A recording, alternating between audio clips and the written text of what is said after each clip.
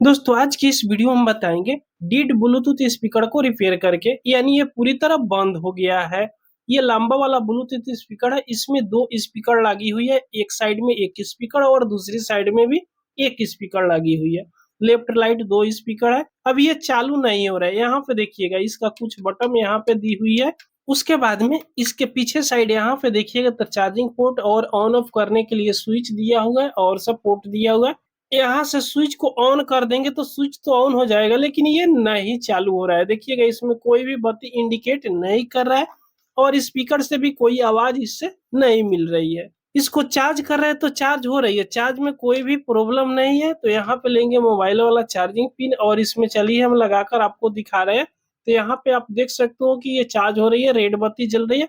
करीब इसको हम 2 घंटा चार्ज में लगाकर भी देख लिए तो भी कोई इसमें इफेक्ट नहीं पड़ा, ये ऑन नहीं हो रहा है। तो इस प्रकार का प्रॉब्लम आपके भी ब्लूटूथ में हो जाती है तो इसको कैसे आप ठीक कर सकते हो। इसमें दो ही जगह से ज्यादा प्रॉब्लम आती है।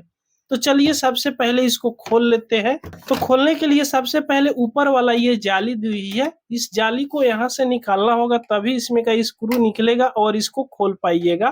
तो यहाँ से देखिएगा इसमें का ये ऊपर वाला जाली है, ये जाली को हमने निकाल दिया। उसके बाद में देखिएगा यहाँ पे आपको छोटा छोटा होल दिखाई देगा, इस सभी होल में स्क्रू दी हुई है। तो सभी स्क्रू को यहाँ से फटाफट खोल लेना है। तो हम पहले से इसको खोल कर रखेंगे, देखिएगा इस पे धूल मिट्टी कितना जमी हुई है। जब सभी स्क्रू को खोल लीजिएगा तो इसको पीछे की साइड इस तरफ पलटिएगा। ये आगे से नहीं खुलती है, ये पीछे से ही खुलती है, लेकिन स्क्रू आगे साइड दी हुई रहती है। अब यहाँ से इसको उठाना है ऊपर की तरफ, इस प्रकार उठाइएगा तो ये बहुत आसानी से निकल जाती है। सावधानी से उठाइएगा। तो देख सकते हो इसके बैक साइड वाला पैनल को हमने यहाँ से हटा दिए। उसके बाद में इसमें देखिएगा तो आपको मात्र दो ही स्पीकर मिलेगा। अब इसमें आप देख सकते हो दोनों साइड एक एक स्पीकर है, बीच में एक लिथियम 18650 बैटरी है और ये छोटा सा बोर्ड है। अब इस बोर्ड को बाहर निकालना है। तो बाहर कैसे निकालेंगे, तो इस बोर्ड को बाहर निकालने के लिए यहाँ से हाथ से क्या कीजिएगा, ऊपर की तरफ उठाइएगा तो देखिएगा ये आसानी से बाहर निकल जाएगा। इसका बोर्ड कोई खासकर ज्यादा नहीं होता, इसमें डबल आईसी दी हुई है, साउंड आईसी और एक यहाँ पे सीपीयू आईसी दी हुई है। इसमें 3 आईसी मिलेगा और एक चार्जिंग आईसी। इसमें कुल टोटल छोटा बड़ा आईसी मिलाकर 4 आईसी आपको देखने को मिलेगा। अब इसमें प्रॉब्लम सबसे ज्यादा कहाँ पे आती है, तो इस बोर्ड में देखिएगा यहाँ से तो इसको हम ऑन ऑफ कर रहे हैं तो कोई भी इसमें रिस्पॉन्स नहीं मिल रहा है।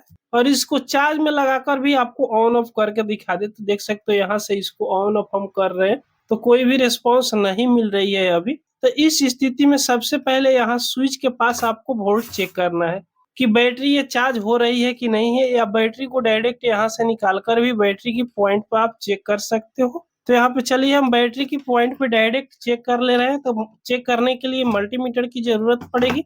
तो मल्टीमीटर आपके सामने यहाँ पे रख दे रहे हैं और मल्टीमीटर को डीसी 20 वोल्ट की रेंज पे सेलेक्ट कर लेंगे और इस दोनों पॉइंट पे चेक कर लेंगे कि ये कितने वोल्ट सप्लाई आ रही है। तो आप देख सकते हो 4 वोल्ट बता रही है।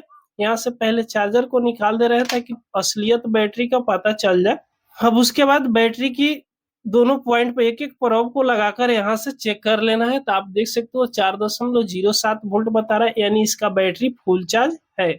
जब फुल चार्ज है तो ये ऑन क्यों नहीं हो रहा है, यहाँ पे देखिएगा स्विच को हम ऑन ऑफ कर दे रहे हैं। उसके बाद आपको क्या करना है, यहाँ पे देखिएगा जो स्विच है ऑन ऑफ करने वाला, इसमें 3 पॉइंट होती है। यहाँ पे देख सकते हो एक वाला ये पॉइंट है, दूसरा पॉइंट और तीसरा पॉइंट। अब आपको क्या करना है कि देखिएगा 2 पॉइंट ऐसा है जो 2 पर सोल्डिंग किया हुआ है, एक पर सोल्डिंग नहीं किया हुआ है।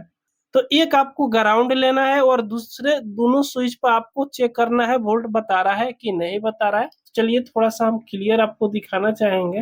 तो यहाँ पे मल्टीमीटर हम आपके सामने ले रहे हैं और चेक करके लाइव हम आपको दिखा रहे हैं। तो ये ग्राउंड हम कहीं पर ले लेंगे, ये यूएसबी सॉकेट पे एक प्रोब को यहाँ पे ग्राउंड लेंगे और स्विच पे क्या करेंगे, एक पॉइंट पे इस पे लगाकर देखेंगे। तो देखिएगा इस पे भी 4 वोल्ट मिल रहा है और दूसरे पॉइंट पर भी चेक कर लेंगे तो इस पे भी 4 वोल्ट मिल रहा है, यानी उतना ही मिल रहा है। ये स्विच बिल्कुल काम कर रहा है, इसको ऑफ करके देख लेते हैं। तो यहाँ पे 4 वोल्ट मिल रहा है, फिर दूसरे पर ऑफ जब कर दिए तो कितने वोल्ट मिलेगा, तो इस पे बहुत कम मिलेगा क्योंकि स्विच को हमने बंद कर दिया है। तो इसको यहाँ से हमने ऑन कर दिया, फिर भी ये काम नहीं कर रहा है।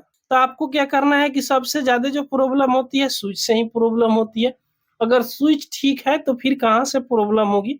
तो जहाँ ये ऑन करते हैं ना, इसके अंदर से ट्रैक कहीं ना कहीं कट चुकी हुई है।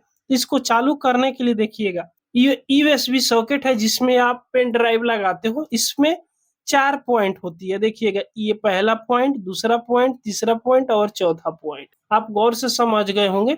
यहाँ पे देखिएगा, ये ग्राउंड रहता है पहले वाला, दूसरा वाला डीपीडीएम रहता है यानी डाटा ट्रांसफर के लिए, और चौथे वाला प्लस की पॉइंट रहता है। यहाँ -1 नंबर और चौथे नंबर प्लस की। यहाँ से लेकर स्विच तक एक प्रिंट लगी हुई रहती है। अगर बीच में से कहीं प्रिंट कट जाती है, या यहाँ से लेकर सीपीयू आईसी तक एक प्रिंट गई हुई रहती है, अगर प्रिंट कट जाती है तो ये ऑन नहीं हो पाता है। तो आपको क्या करना है कि एक चिमटा लेना है। ध्यान से देखिएगा।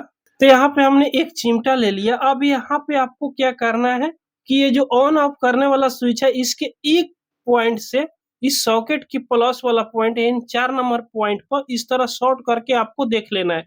अगर ऑन हो जा रहा है तो उतना दूर जंपर आप मार लीजिए। कहाँ से कहाँ जंपर मारना है, तो यहाँ पे शायद देख सकते हो ये ऑन हो रही है। Welcome to MC Music World. तो जैसे यहाँ पे हमने शॉर्ट किया तो ये ऑन हो गया। तो इसको कहाँ पे मारना है, तो स्विच को आप पहले ऑफ कर दीजिएगा।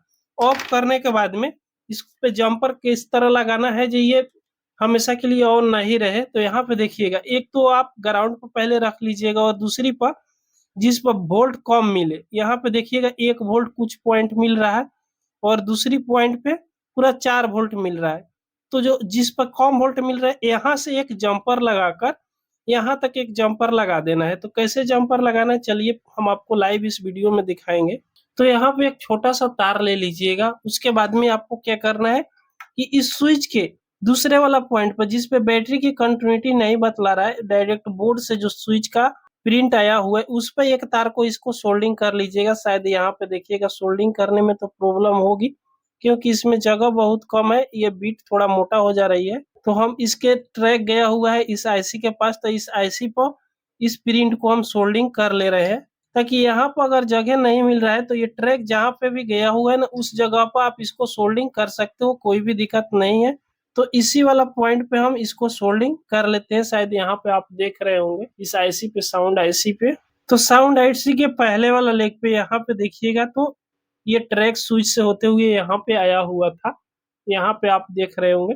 उसके बाद में ये दूसरे वाला जो तार है ना, दूसरे वाला तार को कहाँ पे सोल्डिंग करना है, तो इसको देखिएगा यूएसबी सॉकेट की 4 नंबर पिन यानी प्लस की जो पॉइंट होती है उस पे इसको सोल्डिंग कर दीजिएगा। तो चलिए इस जगह पर इसको आसानी से सोल्डिंग कर देंगे ताकि यहाँ पे तो जगह है, कोई भी दिक्कत नहीं है। तो इस तरह सोल्डिंग हमने कर दिया, देख सकते हो बिल्कुल आसान तरीका से हम सोल्डिंग करके आपको दिखा दिए। अब स्विच को यहाँ से चलिए ऑन करते हैं। तो जैसे ऑन करेंगे ऑन हो जाएगा, देख सकते हो ऑन हो गए, कोई भी दिक्कत नहीं हुआ। दोबारा भी ऑन करके दिखा दे। तो दोस्तों आप देखा कि कितना आसानी से डेड ब्लूटूथ को हमने रिपेयरिंग कर दिया। अब इस बोर्ड में से ये प्रिंट कहाँ से ट्रैक कटी हुई है, तो बहुत आसानी से इस ट्रैक से यहाँ तक का सप्लाई आप चेक कर लीजिए। अगर कंटिन्यूटी नहीं मिल रहा है तो एक जंपर इस तरह लगा दीजिएगा, तो ये बिल्कुल ओके हो जाएगा। तो दोस्तों ये वीडियो आपको पसंद आई हो तो एक लाइक जरूर कर दीजिएगा। अगर हमारे चैनल पर आप पहली बार आए हो तो सब्सक्राइब जरूर कर लीजिएगा। पूरा वीडियो देखने के लिए आपको बहुत बहुत धन्यवाद।